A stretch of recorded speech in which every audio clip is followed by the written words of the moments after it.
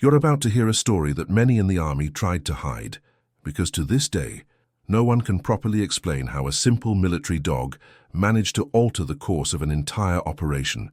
It's nothing pretty, nothing embellished about heroism. It's a harsh story, full of tension, blood, last-second decisions, and a detail that almost killed an entire platoon.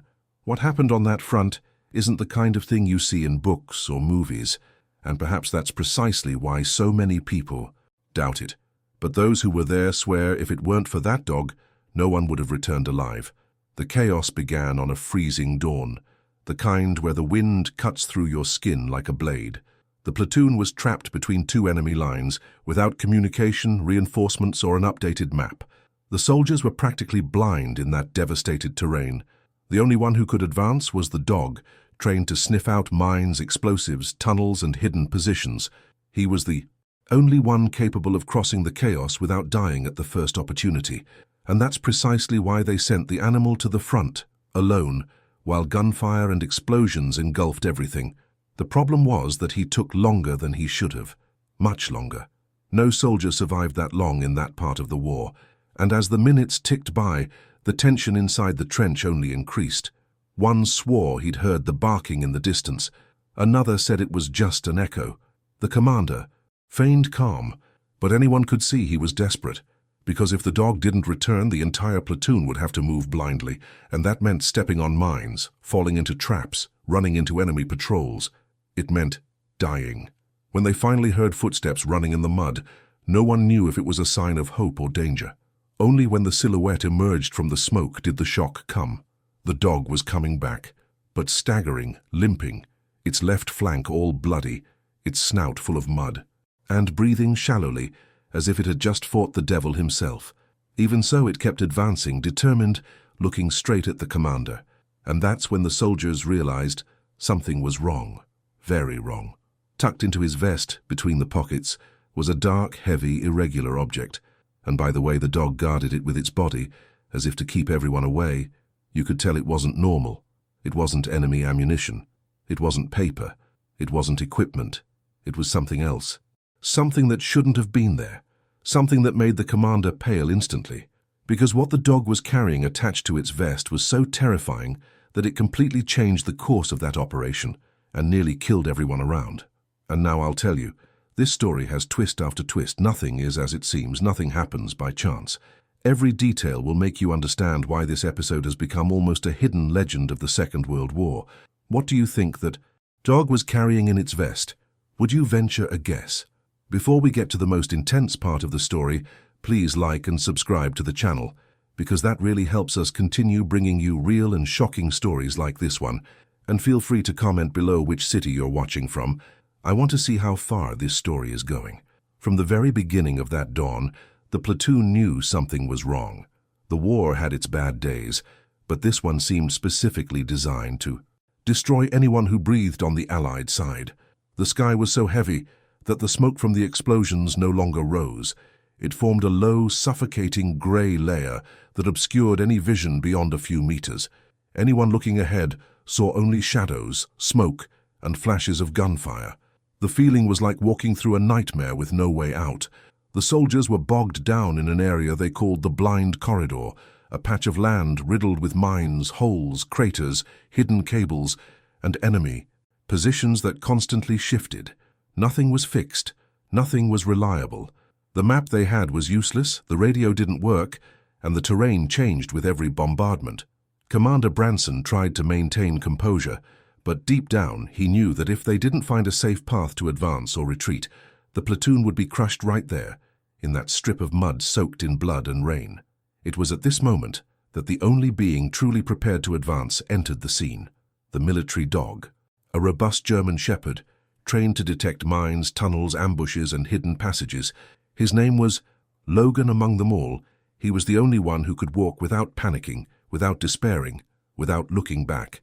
The entire platoon trusted his sense of smell more than any map or compass. When a soldier said, "Follow Logan," it was almost like hearing, "Follow the only chance we have of getting out of here alive." But on that day, sending Logan to the front seemed too risky. Even so, there was no other option. Branson knelt down, held Logan's muzzle with both hands and spoke softly, as if he were talking to a human soldier. "Find a way. That's all." Logan looked into his eyes, as if he understood every syllable. Then he lunged into the thick smoke, disappearing in seconds. The noise of war engulfed his pores immediately. It was impossible to tell if he was 10 meters away or 100. The entire platoon stood still, holding their breath as if this wait were a test of endurance. Minutes began to drag on. The first explosion on the left side sent 2 soldiers throwing themselves to the ground. It wasn't Logan. The second explosion kicked up so much mud that it covered half the trench. It wasn't Logan either. The echo of automatic gunfire made some believe the dog had already been hit. The truth is, nobody knew what was happening beyond that curtain of smoke that seemed alive, moving, closing in, breathing as if it had a will of its own. The platoon began to divide emotionally. There were those who believed Logan would return. There were those who tried to convince themselves he was still alive, but whose tone of voice suggested otherwise. And there were those who preferred not to think about it, because they knew that without the dog, retreating would be suicide and advancing would be asking to die by stepping on explosives. "He should have come back," murmured Carter, the youngest of the group, his voice weak. The commander pretended not to hear, but also didn't answer. He knew Carter was right. Logan had never taken this long. Any reconnaissance mission lasted 3 to 5 minutes, 10 at most, and almost 20 had already passed. It was at that moment that panic began to take shape. It wasn't open despair, the kind that makes a soldier drop his weapon. It was silent, internal panic, the kind that corrodes without anyone noticing. Each soldier began to mentally replay the worst possible scenario. Logan was dead, and the platoon was trapped. They had no way out. It was only a matter of time before they were discovered by the enemy, blown up, surrounded, or wiped out by a stray bombardment. Time passed, and the silence grew heavier. The commander was trying to maintain discipline, but even he was gripping the rifle butt tighter than usual. Everyone felt it. Everyone knew it. The front had swallowed Logan whole, and the platoon was doomed, until a different sound cut through the air. It wasn't gunfire. It wasn't an explosion. It wasn't a soldier shouting. It was a rhythmic, rapid noise, like paws running in heavy mud. At first, nobody believed it. It could be an enemy. It could be a wild animal. It could be anything, except what everyone so desperately wanted. But then the silhouette emerged. First a dark shape, then a limping form, then a body almost dragging its own weight. And when the figure finally broke through the smoke and became visible, the shock ran through the entire platoon like an electric shock. And Logan, but not the usual Logan. It was a bloodied dog, breathing heavily with a desperate look in its eyes, and above all with something heavy strapped to the vest it swayed as he staggered. A dark, rigid object, tied together with makeshift straps, stained with blood and mud. The platoon froze. Logan was alive, but he didn't come back alone. He brought something from the front, something that would make everyone there realize that this dog not only faced the impossible, but also carried on. It's back the reason that could have killed them all in seconds, and nobody was prepared for what they were about to discover. When Logan emerged from the smoke, the entire platoon felt relief and fear at the same time. Relief because the dog was alive. Fear because he didn't just look injured, he looked desperate, and a trained military dog doesn't panic easily. He only reacts like that when the danger is greater than the eye can see. And in that instant, even before understanding what was trapped in the vest, everyone felt that something enormous was about to happen. Commander Branson took 2 steps forward, but stopped at the third. It wasn't out of human hesitation. It was because Logan, even bleeding, even barely able to stand, growled in a way that sent chills down everyone's spine. It wasn't an aggressive growl. It was a warning, a "don't come closer," as if the dog itself knew that what it carried could wipe out the entire platoon in a matter of seconds. "Calm down, kid," Branson murmured, without taking his eyes off the vest. Logan's vest felt heavier than usual. The straps were torn, stained with a mixture of fresh and dried blood, as if he had fought hand-to-hand with someone before returning. There were fingernail marks, deep scratches, strands of fabric stuck to wounds, and in the center of the vest, a small but dense metal box, haphazardly tied together with thick cables. Carter tried to approach, but Logan shifted his body, protecting the object as if it were a bomb about to explode. Everyone stood still. The soldiers' breathing was heavy, shallow, and nervous. The wind, which had previously cut like a knife, now seemed to have vanished. It was as if the entire atmosphere was waiting for someone to make the first decision, and any decision could be their last. Branson realized this immediately, and just by seeing his expression, the soldiers understood that the situation was more serious than they had imagined. He knew about bombs, traps, improvised devices, detonators, mines, everything the enemy could invent, but he had never seen anything strapped to a dog's vest like that. "If that's what I'm thinking," Branson murmured, but didn't finish the sentence. Nobody asked. Nobody wanted to hear the ending. The commander signaled for everyone to move back a few meters. No one argued.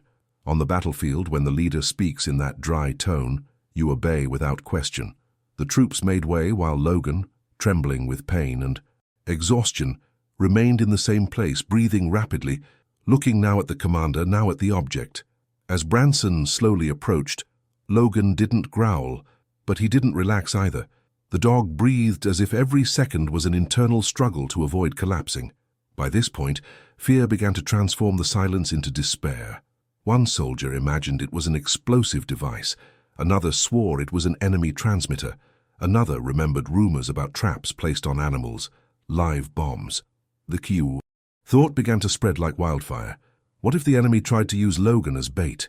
The idea was so awful that nobody wanted to admit it out loud. Branson knelt down, slowly reaching out. But before touching the object, Logan took a step back and let out a hoarse, almost tearful groan. It wasn't pain. It was a warning. That's when Carter realized, "Commander, I think he knows that this is too dangerous." Branson nodded without looking away. He finally managed to see a little more of the object's structure. Thick wires, crumpled pieces of metal, a partially broken red button, and something even worse, a small, almost invisible, intermittent glow that blinked like a mechanical heartbeat. "Shit," whispered one of the soldiers. "That's a detonator." Nobody breathed. Nobody dared to move. A detonator strapped to a dog's vest. An improvised bomb. A device ready to explode at the right moment. And the right moment would be precisely when Logan returned to the platoon, when he was surrounded by bodies, by people, by targets. The intention was clear: to turn the dog into an unwitting weapon. The enemy knew the platoon trusted him. They knew the dog would return. They knew they would approach him without suspecting anything. It was the perfect trap. And for a second, everyone imagined what would have happened if Logan had been just a little closer. The entire platoon would have been pulverized. The trench would have turned into a giant hole. The mud walls would have turned to dust. The bodies would have disappeared on impact. If Logan had walked 10 more meters, no one there would be alive. The soldiers' throats tightened. The commander realized that the only reason everyone was still breathing was because Logan, even wounded, even confused, even after fighting alone on the front lines, had the instinct to stop before reaching the critical point. He saved the platoon without even knowing it. And what's worse, what was attached to the vest wasn't the only thing he brought. When Branson finally managed to untie part of the structure, he saw something that made him even paler than before. Inside one of the side compartments, a pocket that didn't belong to the dog's vest, were papers soaked in blood and mud, maps, coordinates, a troop rotation sketch, mine diagrams. None of the soldiers noticed immediately, but the commander understood. Logan not only survived the trap, he brought enemy information, valuable information, enough information to turn the tide of the war in that sector. And all of this was trapped inside the vest of a dog that could barely stand. At that moment, the silence was no longer a warning of disaster. It was the beginning of the biggest turning point in that operation. When the commander saw those blood-soaked papers in the strange pocket attached to the dog's vest, he understood immediately. This was no ordinary material. It wasn't a random note, nor a soldier's draft. There was something serious there. Coordinates, arrows, numbers, symbols that he was already used to seeing when intelligence officers spread maps on the table. Only this time, this intelligence material had arrived in a completely improbable way, tied to a bleeding dog that could barely stand. "Nobody touches this unless I tell them to," Branson growled, clutching the papers in his hand, while another soldier tried to approach out of curiosity. But before any analysis, there was a bigger problem. The detonator. The device was still there, loose, hanging, wires showing, a faint glow flickering, as if it had a life of its own. No one knew if it was still active, if it had a timer, if it was connected to some network of buried explosives, if it would explode on impact, from heat, or by sheer bad luck. "Move further back," shouted the commander, his voice now devoid of any composure. This time, no one argued.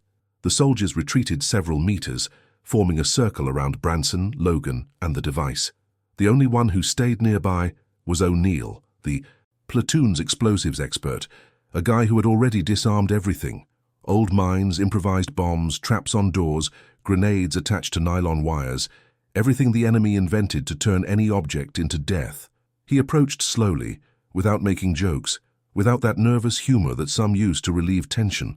"This looks like it was put together in a hurry, Commander," O'Neill murmured, examining the detonator without touching it. "But it's no amateur work. Whoever made it knew what they were doing." Logan, now lying there, was breathing with difficulty. Blood trickled down his side, forming a thin puddle on the floor. Even so, his eyes followed O'Neill's every move, alert, as if he were still on guard, as if, even on the verge of exhaustion, he refused to relax while that thing was there. Nobody said anything, but everyone thought the same thing. How on earth did that end up in his vest? And it was there, looking at the dog, that it all started to click. Branson, mentally, connected the dots. Logan was sent to the front lines. He took a long time to return. He came back wounded, his vest torn, with a pocket that wasn't his, and with a detonator attached in an improvised way. The only logical conclusion was this. At some point, the dog had direct contact with the enemy. It wasn't just that it passed by. They touched it. They held it. They strapped things onto it. They turned the animal into a walking bomb, and probably didn't have time to finish the job as they wanted. "They tried to use him against us," Branson said, more to himself than to the others. But something went wrong. Upon hearing that, Carter couldn't hold back. Wrong? How? What could have happened later on for this to have failed? That was the question no one knew the answer to. But Logan's condition told part of the story. He didn't seem to have simply run, been captured, and released. The cuts on his body were irregular, deep in some places, torn in others, as if he had struggled against someone trying to restrain him forcefully. There were human fingernail marks on his vest, pieces of enemy fabric caught in the Velcro, scratches from a fight. It hadn't been a smooth transition. There had been a fight. Most likely, somewhere ahead, amidst the smoke, Logan stumbled upon a small enemy group. They saw it was a military dog, realized it would return to its platoon, and, in a dirty trick, tried to turn the animal into a Trojan horse. They hastily tied the detonator, tucked the papers into the side pocket, perhaps to transport information at the same time, perhaps without even realizing it. But they hadn't counted on one thing. Logan wasn't an object. He was a trained dog, with strong instincts, and probably reacted with everything he had. Perhaps it bit someone. Perhaps it escaped at the last second. Perhaps it triggered its own trap. Whatever happened, the result was clear. The plan didn't work perfectly. That's why he was in that state, torn apart, but alive. O'Neill finally mustered the courage and began to dismantle the detonator, millimeter by millimeter. Sweat dripped down his forehead despite the cold. Each wire pulled was a gamble with his own life. "If this place had been 100% assembled, we would already be history," he said through clenched teeth. "They rushed it. They must have been interrupted." Meanwhile, the commander unfolded the papers on top of an empty ammunition box. Even though they were smudged, some lines were legible. There was a clear drawing of an advance line, and around it, several X's marking specific points. Next to some of the X's, small symbols indicated mines, explosives, cables, and traps. And then came the detail that made Branson's blood run cold. The line drawn on the map was exactly the path the platoon would use if it tried to retreat on its own. In other words, they weren't just trapped in the blind corridor. They were exactly where the enemy wanted them. If they went down a little further, they would enter a carefully planned minefield. If they advanced without information, they would fall straight into another ambush. They were right in the center of a sort of giant mousetrap. "They knew we were going to try to come back this way," Branson said, his voice almost silently. "This isn't some old map. This is today's plan. right now. One soldier turned his face away. Another swallowed hard. Another pressed his rifle against his chest as if it were a life vest. The feeling was no longer just one of danger. It was of having been hunted, watched, anticipated. And then came the most absurd part of all. The one who brought the enemy's plan into the hands of the platoon was the very target of the trap, the dog they tried to use as a bomb. Logan stirred, letting out a low groan. Carter knelt beside him and gently stroked the animal's head, careful not to touch its wounds. "You have no idea what you just did, do you?" he murmured, almost in a conversational tone. Branson looked up, gripping the papers tightly. "He did more than many decorated officers," he said dryly. "If we get out of here alive, it'll be because of that dog." O'Neill finally lifted what remained of the detonator, now disarmed, with wires dangling from it. "That's it. This one won't blow anyone up anymore," he announced, throwing the device to the ground. An invisible weight was lifted from everyone's shoulders, but the danger hadn't disappeared. In fact, it had just changed form. Now the threat was no longer the detonator in the dog's vest. It was the dozens, perhaps hundreds of mines scattered along the path, which had only been revealed because of those maps stolen in the chaos of the fight. The platoon was faced with a choice: stay where they were, waiting to be located and destroyed, or use the information Logan brought to try and turn the tables. And there, amidst the mud, the cold, the smoke and the blood, the commander understood. The dog's actions had not only prevented an immediate explosion. She had placed in their hands the key to saving not only that group, but many other soldiers who were about to unknowingly walk straight to their deaths. And that's where the real twist in the story would begin. When the detonator was finally dismantled and the papers partially cleaned, Branson stepped back 2 paces, as if needing to reorganize his thoughts to avoid freaking out at what he was seeing. The commander wasn't the impressionable type. He'd seen soldiers lose limbs, devastating ambushes, mines exploding with men screaming for help. But what he held in his trembling fingers wasn't a typical war scene. It was information, precise, up-to-date, strategic information, and that, in that context, was worth more than ammunition, more than reinforcements, more than any rapid advance. It was the kind of data that decided who lived and who would be buried as a number in a report. He turned the papers over to O'Neill, who was wiping his hands on his pants, still tense from the risk he had just taken. "Look at this," Branson said, pointing to a symbol marked repeatedly in the drawn lines. "They've placed mines in rows. In rows, O'Neill. It's not a random field. It's an organized trap to catch an entire troop at once." The explosives expert looked and snorted. "This is a security belt. If they detonate the main line, the others follow in a chain reaction. The damage would be absurd." A soldier further back heard, and his eyes widened. "In a chain reaction? Like everything explodes at once?" O'Neill responded bluntly. "In a chain reaction, it means you don't find a body. You find vapor." The silence fell, weighing like a stone. Carter swallowed hard, looking at Logan, who groaned softly but kept his gaze fixed on the commander, as if he understood that what was happening there was bigger than him. Branson continued reading. The paper was torn and smudged, but the essentials were still legible.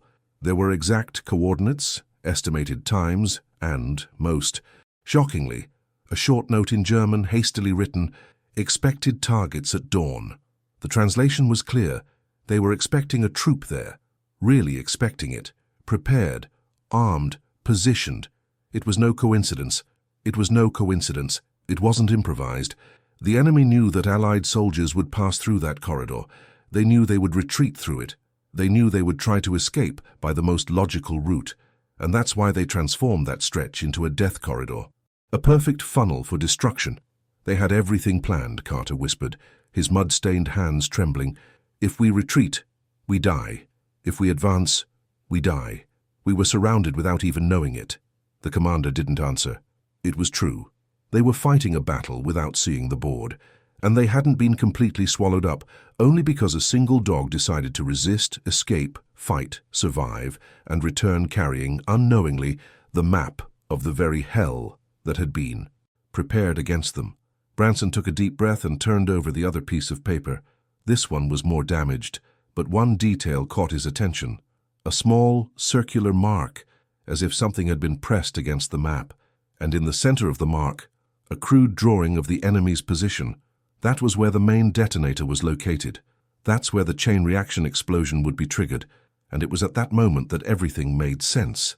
They were going to blow everything. "Jump any minute now," the commander said coldly, as if confirming his own statement. This was finished. They were just waiting for the right moment. O'Neill, analyzing the map, concluded, if the dog hadn't escaped, if he hadn't fought, if he hadn't come back, we would be walking towards the middle of the mine belt right now. The soldiers were speechless. No one blinked. No one even moved a foot. The idea of having been so close to an instant, silent, inevitable death paralyzed even the most experienced. Branson breathed heavily and slapped his helmet, as if trying to wake up from the shock. "We need to think fast.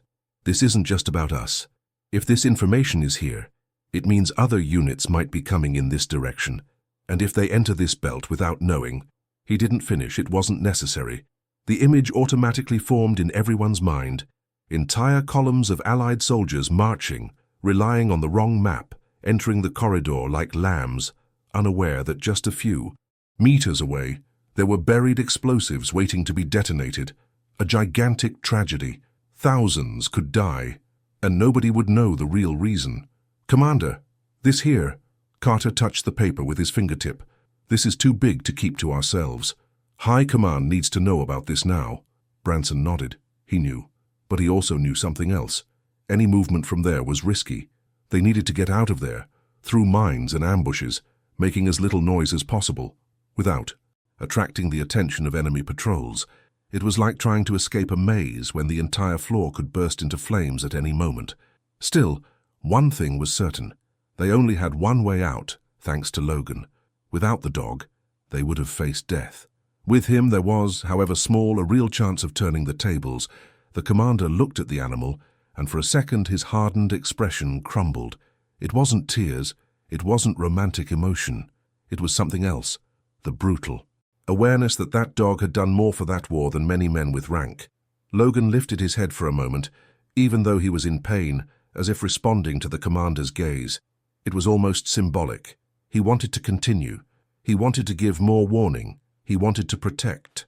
"Does he have the energy to walk?" Branson asked. Carter shook his head. "Not the way he is. He can barely breathe properly." The strongest soldier in the platoon, Hughes, stood up and said without hesitation, "I'll carry him, even if I have to walk with this dog until the end of the war." Branson took a deep breath. That was it. It had begun there, in that circle of earth soaked in blood, the riskiest operation that group would ever undertake.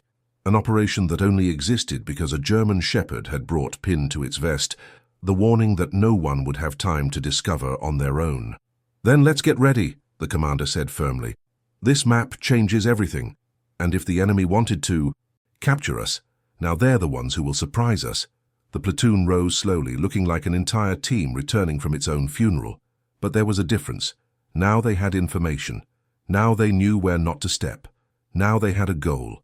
Now, for the first time in hours, they had a real chance. Meanwhile, Logan breathed deeply, exhausted, but alive. And that was the only reason they were all still there. As soon as the commander finished explaining the gravity of the situation, the entire platoon's posture changed. It was as if each soldier had been slapped in the face and woken up to the fact that, if they wanted to survive and save other units that might be marching to their deaths, they would need to act fast. Very fast. The enemy certainly hadn't set up a scheme of that magnitude to leave it there for days. It had a timeline. It had a sequence. It had a trigger. And given the precision of the maps, the detonation could happen at any moment. Branson tucked the papers inside his uniform, protecting them with his hand. He knew that information was too valuable to risk. It couldn't fall into the mud. It couldn't be lost, much less captured. It was practically the code to the enemy's trap, and now it was in their hands. "Hughes," said the commander, "get Logan." Without hesitation, the strongest soldier in the group bent down and slipped his arms under the dog, careful of its wounds. Logan let out a muffled groan, but didn't resist. It was as if he knew he needed that support. Hughes lifted him as one lifts something sacred, firm, decisive, as if he were carrying a fellow human. "Will he make it?" Carter asked, worried. "He has no choice," Branson replied, "and neither do we." The sentence wasn't dramatic. It was pure reality. The group began to move slowly, with O'Neill in the lead, holding his dim flashlight and studying the ground before each step. He compared the map with the actual terrain, pointing his finger in the air as if he were seeing invisible lines on the ground. Every wrong step could be his last. The tension was so high that no one dared to take a deep breath. "If I give the signal, you freeze where you are. Understood?" O'Neill warned, without looking back. They all responded with short grunts. Fear provided a different kind of discipline. The icy wind cut their faces, the smoke mixed the smell of gunpowder with damp earth, and the distant sound of gunfire reminded the group that they were walking inside a clock about to explode. What they didn't know was when. As they advanced, Branson mentally organized the plan. They needed to get out of that minefield, follow a narrow corridor marked on the map, and reach a safe communication point. Only then could they alert High Command and prevent the massacre that was about to happen. It sounds simple when written like that, but in practice it meant crossing kilometers of unstable ground, dodging invisible mines, enemy flashlights, sentries, and explosions. It was calculated suicide, but there was no alternative. At one point, O'Neill raised his hand. "Stop! Don't move!" The silence was absolute. The expert bent down, ran his hand through the mud, and found something metallic, buried just a few centimeters deep. The tip of a cable, exactly as shown on the map. "Here begins the first line of mines," he murmured. "If someone had taken 2 more steps..." Nobody finished the sentence.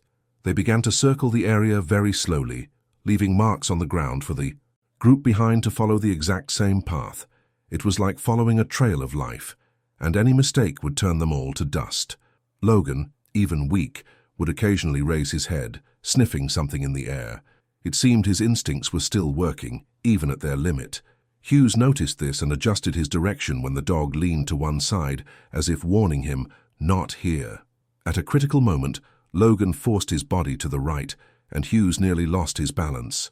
"Calm down, boy," he murmured. Branson approached. "What there was?" "He's fighting to go there," Hughes said. "He's not doing this for nothing." O'Neill analyzed the map, looked at the ground, and, after a few seconds, his eyes widened. If we had continued straight ahead, there would have been a pressure plate there, an automatic triggering mine. He felt it. Everyone looked at the dog. Even wounded, weak, and bleeding, he was saving lives. Again, it was impossible to ignore. That animal had something that no military equipment possessed. A sense of smell that wasn't just a sense of smell, it was instinct. It was reading the environment. It was something that made the commander make a decision right then and there. "From now on," Branson said, "we'll follow his lead. If he turns his head, we'll change course. If he gets restless, we'll stop." No discussion. No one questioned it. The fear was gone. Now there was focus. But the race against time was only just beginning. Minutes later, as they rounded one of the most dangerous areas, a different noise echoed in the distance. Engines. Several. They weren't allies. The sound was heavy, rhythmic, organized. Branson looked around, trying to identify it. "Enemy patrol," O'Neill whispered. "And they're coming fast." It was the worst possible scenario. Avoiding the mines wasn't enough. Now they also had to avoid being seen. If an enemy patrol spotted them there, a single stray shot would be enough to trigger a nearby bomb. The platoon crouched down. Immediately, almost hiding within the mud itself. Hughes placed his body over Logan to muffle any barking, even though the dog probably didn't have the strength to do so. The sound of the engines grew louder, closer, more threatening. The ground trembled slightly, as if the earth vibrated under the weight of the vehicles. Branson gripped the rifle so tightly that the metal creaked. His forehead glistened with cold sweat, even in the freezing weather. The enemy soldiers were very close. If one of them lit a flashlight or looked in the right direction, goodbye. But then one factor helped: the smoke. The wind shifted slightly, bringing a thick cloud that shrouded the mined corridor like a veil. Visibility dropped to almost zero for both allies and enemies. The vehicles swerved a few meters to the side. They passed. It took 15 long seconds, and they disappeared. Only when the sound completely disappeared did Branson release the movement. "Let's go. Before they come back. Quickly. Now." It was no longer fear. It was urgent, it was adrenaline, it was life or death. Logan opened his eyes, took a deep breath, and, even without strength, tried to lift his head as if to say, "Let's continue." Carter stroked him gently. "Hang in there, kid. It won't be long now. What's it going to be? To get out alive? Para avisare mo comando? To avoid a huge tragedy? To change the course of a battle?" At that moment, no one was absolutely certain of anything, but they knew one thing. Each step was bringing the platoon closer to a point of no return, and when they reached the next sector, the entire war could be different, and this was only possible because a wounded dog carried within its body the evidence that the enemy never imagined losing. The clock was ticking, and they were running towards him. Crossing the mined area already seemed impossible, but the worst was yet to come. The platoon needed to reach the communication point, an improvised post hidden behind a line of destroyed trees, before the enemy noticed the flaw in the plan. But there was a huge problem. Everything indicated that the Germans had already noticed that something was wrong. Their movement was strange, fast, aggressive. It was the kind of movement of someone who has lost something important and is desperate to recover it. Branson realized this when he heard the first dry, crackling sounds in the distance. The sounds of flashlights hitting metal, hurried conversations, coordinated footsteps. They were patrols, many of them, and they were getting closer and closer to the mined corridor. They discovered that the detonator didn't fire, O'Neill murmured, shuffling through the papers for the 1,000th time. If it didn't go off, someone interfered. And guess who's standing between us and them? The commander didn't answer, it was obvious. The plan had been sabotaged, for a dog, and the Germans obviously weren't going to swallow that easily. The danger now wasn't just exploding when stepping on.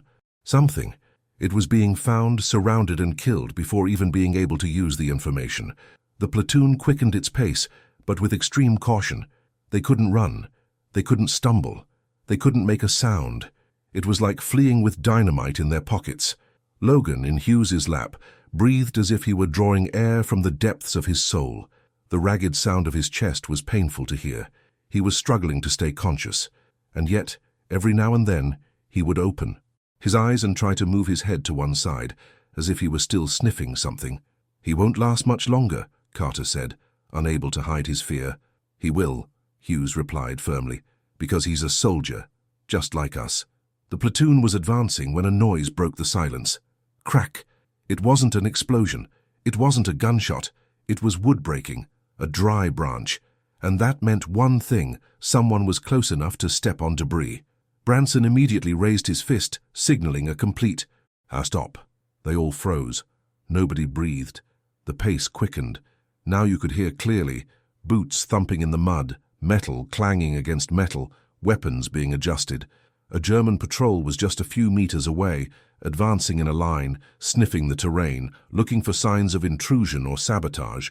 If they encountered the platoon at that point, it would be a massacre. The Americans were vulnerable, exposed, in the middle of a giant landmine. They couldn't shoot. They couldn't run. They couldn't even cough. The enemy was approaching.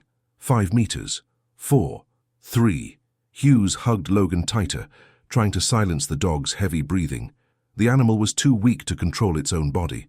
The sound of its breathing could give everything away. Branson closed his eyes for a second, assessing possible scenarios. None of them were good. Until a very strong gust of wind stirred up dust, mud, and a trail of smoke from the previous bombing raids. The cloud covered half of the corridor, exactly where the platoon was hiding. A lucky gift, or perhaps one last favor from fate. The Germans paused for a moment, bewildered by the poor visibility. One of them lit a flashlight, but the smoke reflected the light and threw it back into the soldiers' faces. They started discussing something in German. The tension was rising. If one of them took a step to the right, they would enter the minefield. If he went to the left, he would find the platoon. One of them took 2 steps. The sound of the soaked mud sinking made everyone hold their breath at the same time. Talk. The enemy soldier stepped right onto the edge of the mined area. O'Neill's eyes widened. If he takes one more step. He didn't finish. The German soldier turned his foot to avoid a fallen tree trunk. Clack. A low metallic crack. The sound of something being pressed. The enemy froze. The platoon froze. O'Neill almost inaudibly whispered, "Pressure plate." A mine, just a few meters from them, and with an enemy on top of us. If the mine exploded, that entire corridor would turn into hell. They would all die together, friends and enemies alike. For what felt like endless seconds, nobody moved. The enemy realized he had stepped on something. His silence said it all. He called to the other soldiers in a whisper. They approached slowly. Very slowly they started a hasty argument. They knew they needed to disarm it before retreating. For the Allied contingent, this was an opportunity. A risky but unique opportunity. While the Germans were busy with the mine, trying to figure out how to save their comrade, Branson's group could retreat quietly to the narrow corridor on the map. "Now," murmured the commander. "Go, quickly and quietly." The platoon began to move like shadows, each step measured, each breath controlled, each muscle tense to avoid making a sound. Hughes held Logan with the utmost care. Carter, sweating as if he were carrying an oven, checked O'Neill's every move before following. After almost a minute, that felt like hours, they moved out of the enemy patrol's line of sight. It was only when they had moved forward a few meters that they heard the Germans' argument fading into the distance. And then, boom! A dry, quick, muffled bang. The mine exploded. The platoon instinctively threw themselves to the ground. The explosion did not hit the Americans, but it certainly caught the enemy soldiers who were trying to disarm the device. The flash illuminated the sky, but it also revealed something else. The clock was running out. If a mine exploded, the enemy would quickly understand that there was a serious weakness in the area, and when they understood, roadblocks, reinforcements, and new patrols would take over in minutes. Branson stood up immediately. "Let's go, now or never." The race against time turned into organized desperation. They had minutes to get out of the danger zone before the enemy closed everything off. Logan, even unconscious, was trembling in Hughes's lap. He seemed to be fighting with his own body to stay alive. And that's what pushed the peloton forward. It wasn't just about survival. It was the certainty that, if they reached the communications post, the information that the dog brought could prevent the deaths of hundreds, perhaps thousands, of Allied soldiers. The enemy was closing in. The land was still full of mines, but now the platoon had direction, purpose, and a last vestige of strength. And everyone knew what was coming. The decisive moment. The point at which everything could go wrong, or turn the tide in the most improbable outcome of that war.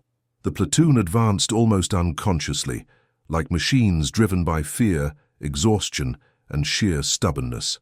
The explosion of the enemy mine still echoed in everyone's head, a reminder that this corridor could become a tomb at any second. Each step was a silent negotiation with fate. Let us pass, just a little longer. The ground still trembled, and the smoke from the detonation cast shadows that looked like soldiers moving in the darkness. But nothing was more urgent than reaching the communication point.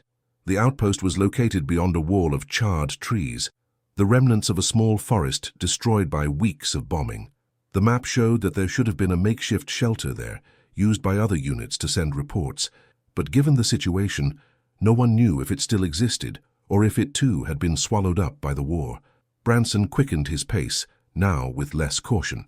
They were already out of the minefield. Now the enemy was the clock.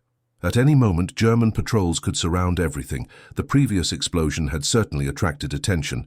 If the Germans thought for just half a second, they would realize that the Americans were escaping through a narrow corridor, and they would close that place off like a mousetrap. "Quick! Faster!" shouted the commander, his voice hoarse. O'Neill ran ahead. Hughes came behind, holding Logan as if he were a son. Carter followed, checking if the dog was still breathing. Every 4 or 5 steps, Logan would give a small spasm, a whimper, an attempt to open his eyes. He was desperately fighting not to pass out completely. They reached the wall of trees, or what was left of it. Black, burnt tree trunks, broken pieces on the ground, a heavy silence that cut through the chest. The place seemed abandoned, dead, but Branson knew if there was any sign of life, any structure, any communication box still functioning, it was there. "Search," he ordered. "Search for anything that looks like shelter." The group scattered. Carter kicked pieces of wood. O'Neill dug in the mud with his hands. Hughes looked from side to side while holding Logan. The commander rummaged through branches, debris, old boxes, and then finally, "Commander, I found something." It was Carter. He was kneeling before a metal plate half buried in the ground. It bore the marks of fire, impacts, and rust. But it was still recognizable. A bunker. Entrance. Branson ran over there. With the help of the others, he pulled the metal lid. It gave way with a sharp creak that sounded like a scream from the metal itself. A heavy smell of mold and dust rose. Below was a small, narrow, and cold space, but protected.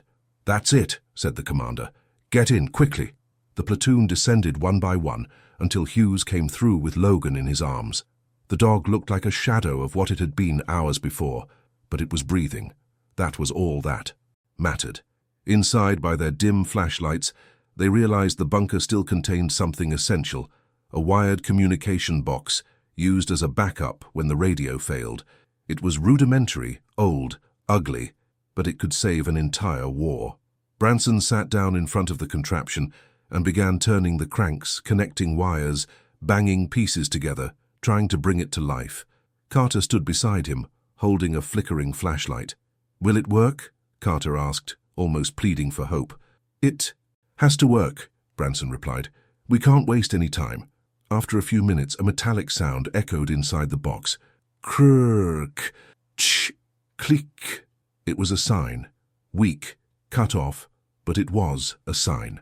Branson took a deep breath, pressed the transmitter, and said, "This is Commander Branson, Lima 17 Platoon. We have urgent information. I repeat, urgent. Immediate contact is necessary. Total red code." The answer took a long time to come. It seemed like no one on the other end would listen. It seemed like it had been in vain. But then, "This is forward command, Lima 17, we received it, transmit." Branson bent over the equipment, nearly hitting his forehead on the case. "Mine belt, enemy line, coordinates, 34 Delta, 90 Fox, 11 Tango, detonator located. Chain explosion planned for Allied retreat routes. I repeat, chain explosion. The enemy has prepared a large trap. Troops need to be redirected, immediately. Silence. Then the answer, Lima 17. If this is confirmed, you just prevented a Y. Massacre. Keep broadcasting." While Branson sent every detail, O'Neill adjusted the flashlights to illuminate the papers. Carter held Logan with a pained expression on his face, as if he were holding a brother. Hughes remained standing, watching the bunker entrance, anticipating any attack. Minutes passed. Information sent. Coordinates confirmed. Counter orders issued for the entire region. The mine belt would be avoided by hundreds of soldiers. The enemy would lose the chance to destroy an entire force. Branson put the transmitter aside and took a deep breath, resting his hands on his face for a few seconds. It wasn't complete relief, but it was the greatest sense of victory a man could feel inside a dark hole in the middle of a war. He turned to Logan. The dog was lying down, breathing slowly, weakly but conscious. Branson approached, knelt down, and placed his hand on the animal's head. For the first time that day, the commander's voice trembled. You saved a lot of people today. Kid, you saved more than you can imagine." Logan blinked slowly as if he understood. Hughes wiped his sweaty, dirty face with his arm. "He is the hero of this war," he said in a firm voice. No one disagreed, because it was true. Without Logan, the platoon would have died. Without Logan, hundreds of soldiers would have been blown up. Without Logan, the enemy would have won that battle before it even began. And there, in that dark, destroyed, dirty, fetid bunker, was a bloodied dog that unknowingly carried the biggest turning point of that entire operation. The war was far from over, but in that sector, that early morning, down that minefield, the winner was a dog, and the world didn't explode only because he had the courage to come back. Did you realize that sometimes the biggest turning point in war can come from where you least expect it? If that dog had given up, how many lives would have been lost? That's the lesson. Courage doesn't depend on size, rank, or strength. It depends on attitude. Before you leave, please like, subscribe to the channel, and comment on what city you're watching from. This helps a lot and lets me know how far this story has come.